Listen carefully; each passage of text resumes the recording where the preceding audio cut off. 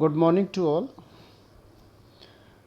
आज के व्याख्यान में हम जो चर्चा करने जा रहे हैं वो हिमालय का प्रादेशिक विभाजन शीर्षक से रूप में हम चर्चा करेंगे। हम प्रिय छात्रों, पिछली क्लासेस में हम लोग ने चर्चा जो करी थी वो ये मान के चलते हैं कि पिछली क्लासेस में जब हिमालय के बारे में या भारत के भौतिक विभागों के बारे में चर्चा की थी, उस समय जो भारत के प्रमुख भौतिक विभाग है उनमें से एक है भारत के उत्तर की विशाल पर्वतीय प्राचीर, जिसके रूप में सामान्य रूप से ये मानते हैं कि वो हिमालय है, जिसको हम विशाल पर्वतीय प्राचीर के रूप में नाम से संबोधित करते हैं। उसको जब हम विभाजन करते हैं तो सामान्य रूप से भूगर्भिक रूप से या संरचनात्मक रूप से हम उसका या बनावट के कालक्रम के अनुसार उसका जब विभाजन किया जाता है तो उसको 4 भागों में हमने बांटा था। ट्रांस हिमालय, मुख्य हिमालय या हिमाद्री, तीसरा लघु हिमालय और चौथा है शिवालिक रेंज। लेकिन जब यही चीज़ जो सामान्य रूप से ये जो हम विभाजन किए थे पिछले हिमालय का, तो वो उत्तर से दक्षिण की ओर क्रमिक रूप से इन श्रेणियों का विस्तार पाया जाता है, इन अवस्थित स्थिति पाई जाती है। तो उसका वो भूगर्भिक रूप से बनावट के आधार पर कालक्रम के अनुसार उनके अलग अलग है, इसलिए उनका विभाजन किया जाता है। लेकिन जैसे ही हम लोग चर्चा करते हैं कि क्षेत्रीय विभाजन के रूप में, तो क्षेत्रीय विभाजन के रूप में अब हम ये करते हैं कि इसको प्रादेशिक विभाजन या क्षेत्रीय विभाजन, पश्चिम से पूर्व की ओर जो विभाजन किया जाता है हिमालय का, तो उसको प्रादेशिक विभाजन या क्षेत्रीय विभाजन कहा जाता है। प्रादेशिक विभाजन और क्षेत्रीय विभाजन का जब चर्चा की जाती है कि ये किस तरह से किया जाता है, तो छात्रों एक सामान्य रूप से ये कहा जाता है कि जब हिमालय का विभाजन हम लोग करते हैं, बांटते हैं, तो जब भूगर्भिक रूप से या संरचनात्मक रूप से देखने के बाद में अब विभिन्न जो प्रदेश है या विभिन्न जो क्षेत्र हैं उनके अंदर अवस्थिति के आधार पे उनकी बनाव पर इसका विभाजन किया जाता है। वो पश्चिम से पूर्व की ओर विभाजन इसका किया जाता है। सामान्य रूप से जो भारत की भूमि पर हिमालय का विस्तार पाया जाता है वो सिंधु नदी की घाटी से, पश्चिम में कश्मीर में और लद्दाख में सिंधु नदी की घाटी से लेकर पूर्व में आसाम में दिहांग या ब्रह्मपुत्र की जो घाटी मानी जाती है, वहाँ तक इसका हिमालय का विस्तार पाया जाता है। पूर्व से पश्चिम से पूर्व की ओर या पूर्व से पश्चिम की ओर जो विस्तार पाया जाता है, और ये कुल मिला के ये मानते हैं कि लगभग 2400 किलोमीटर में इसकी अवस्थिति है।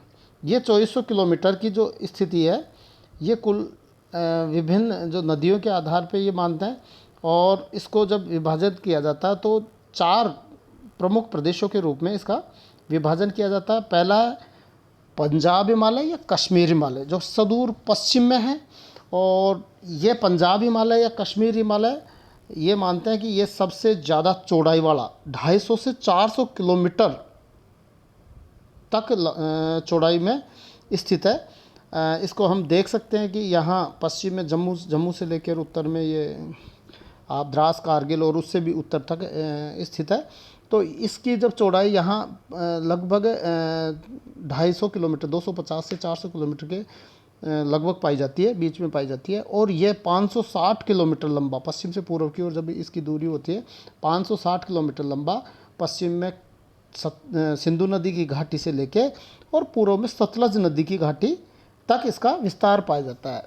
सतलज नदी और सिंधु नदी और ब्रह्मपुत्र नदी, छात्रों ये जब इनकी चर्चा की जाती है तो इनके बारे में जो मैं आपको बता दूं कि ये नदियां तिब्बत की ओर से निकल के इनका जो उद्गम स्थान है वो मूल रूप से तिब्बत, और वो भी मानसरोवर के आसपास। मानसरोवर जो झील है फेमस, जो धार्मिक स्थल हमारा हिंदू आस्था का केंद्र माना जाता है, उस मानसरोवर झील के आसपास या वहाँ से राक्षस ताल से वहाँ से निकल के और ये हिमालय के पार से निकल के और दक्षिण की ओर हिमालय को क्रॉस करती हुई या उसको पार करती हुई भारत की भूमि में बहती है और बाद में समुद्र में जाके गिरती है। यानी कि ये उत्तर की ओर से, हिमालय के उत्तर से हिमालय पार से निकल के और दक्षिण तक आती है। और इनके लिए ये माना जाता है, इसीलिए ये माना जाता है कि ये नदियाँ, ये तीनों नदियाँ सिंधु, सतलज और ब्रह्मपुत्र, ये तीनों नदियाँ हिमालय की उत्पत्ति से पहले की नदियाँ हैं,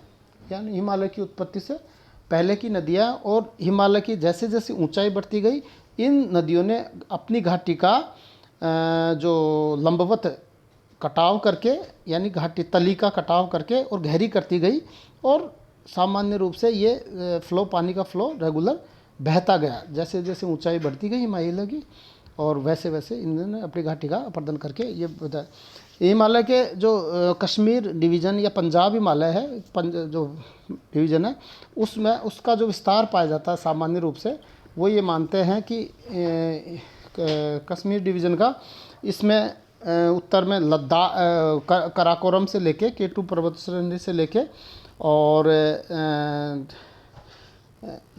लद्दाख, कराकोरम, लद्दाख, जास्कर और पीर पंजाल, ये तीनों श्रेणियाँ, और दक्षिण में सुदूर पश्चिम और दक्षिण में जम्मू की पहाड़ियाँ, जो डोडा और जम्मू ज़िले में या उधमपुर ज़िले में स्थित है, या जिसको कह सकते हैं कि वो पहाड़ियाँ भी इसमें शामिल की जाती है, जम्मू की पहाड़ियाँ भी इसमें शामिल की जाती हैं। और ये लगभग 560 किलोमीटर है।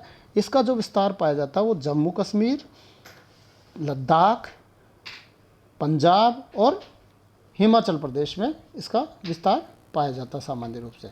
अब जब चर्चा आती है कि दूसरा जो डिवीज़न है, इसके पूर्व की ओर, सतलुज नदी के पूर्व से और काली नदी तक, ये मानते हैं काली नदी तक जो पाया जाता है वो है कुमायूं हिमालय।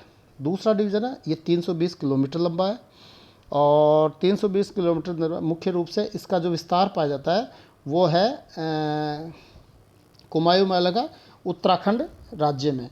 जब उत्तराखंड की बात आती है तो इस उत्तराखंड डिवीज़न में ये कहते हैं कि इसमें जो प्रमुख धार्मिक स्थल कहे या चोटियाँ कहे, वो है केदारनाथ, बद्रीनाथ, कामेत, त्रिशूल आदि मुख्य चोटियाँ। यहाँ मुख्य हिमालय की, यानी हिमाद्री की जो चोटियाँ हैं वो उच्च जो चोटियाँ पाई जाती है। उसी के साथ मध्य हिमालय का जो पार्ट है वो उसको कहा जाता है नाग टिब्बा, और शिवालिक रेंज की जो चोटियाँ हैं उनको कहा जाता है धांग और दुधवा।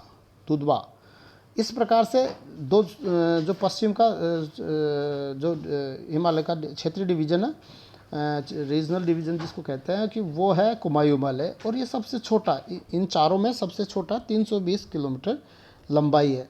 इसके बाद में जब चर्चा करते हैं तो वो आती है नेपाल हिमालय। अब नेपाल हिमालय की जो करते हैं कि ये सबसे लंबा पार्ट है, मुख्य रूप से नेपाल में पाया जाता है। इसके साथ ही ये नेपाल के साथ ही इसकी ये मानते हैं कि नेपाल उत्तर में मुख्य जो सर्वोच्च शिखर है, सर्वोच्च ऊंचाई, यहाँ सकरा होने के साथ ही ऊंचाई भी बढ़ जाती है, सर्वोच्च शिखर पाए जाते हैं नेपाल में। और नेपाल में जब इसकी चर्चा करते हैं तो ये मानते हैं कि ये सर्वोच्च शिखर है, माउंट एवरेस्ट 8,848 मीटर ऊंचा है। दूसरी जो मुख्य चोटी है वो कंचनजंगा है, भारत और नेपाल की, यानी कि सिक्किम और नेपाल की सीमा पे स्थित है, और इसकी 8,559 और 59 मीटर्स की ऊंचाई आधिकारिक रूप से मानी गई है। ये जो सर्वोच्च चोटियाँ, विश्व की सर्वोच्च चोटियों में शामिल किया जाता है। सर्वोच्च चोटी माउंट एवरेस्ट, उसके बाद में कंचनजंगा भी सर्वाधिक ऊंचाई वाली तीसरी चौथी नंबर की चोटी है।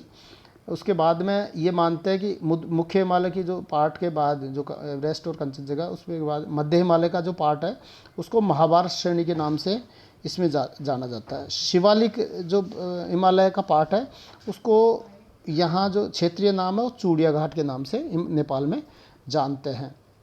इसी जो नेपाल हिमालय में काठमांडू की घाटी भी पाई जाती है, जैसे कि कश्मीर घाटी पाई जाती है कश्मीर में, वैसे यहाँ काठमांडू की घाटी वो भी बहुत फेमस है। चौथा जो अंतिम पार्ट है वो ये मान के चलते हैं कि नेपाल हिमालय का वो काली नदी से लेके तिस्ता नदी तक का, इस तिस्ता नदी तक का जो पार्ट है वो नेपाल हिमालय में 800 किलोमीटर लंबा था, और तिस्ता नदी से लेकर दिहांग या ब्रह्मपुत्र नदी तक का जो पार्ट कहलाता है वो कहलाता है आसाम हिमालय। आसाम हिमालय मुख्य रूप से आसाम राज्य में स्थित है। इसकी जो पश्चिम से पूर्व की ओर जो लंबाई है वो लगभग 720 किलोमीटर की दूरी में स्थित है। यहाँ आसाम हिमालय की जो संरचनात्मक रूप से ये मानते हैं कि इसकी ऊंचाई के साथ इसकी चौड़ाई भी घटने क्रमिक रूप से घटती जाती है और बहुत अंततः धीरे हो जाती है। पूर्वांचल की पहाड़ियाँ भी यहीं से शुरू हो जाती है, आसाम हिमालय से। यह ब्रह्मपुत्र की घाटी से पहले ही पूर्वांचल की पहाड़ियाँ भी शुरू हो जाती है और उसके बाद में निशाई, पटकाई, बूम और मणिपुर और जो सारी पहाड़ियाँ वो दक्षिण की ओर मुड़ जाती है। तो ब्रह्मपुत्र की घाटी के बाद हिमालय का जो मोड़ है वो दक्षिण की ओर हो जाता है और इस प्रकार से हिमालय का इस मुख्य हिमालय को प्रादेशिक रूप से 4 विभागों में हम बांटते हैं, जो हम आज चर्चा की है। धन्यवाद।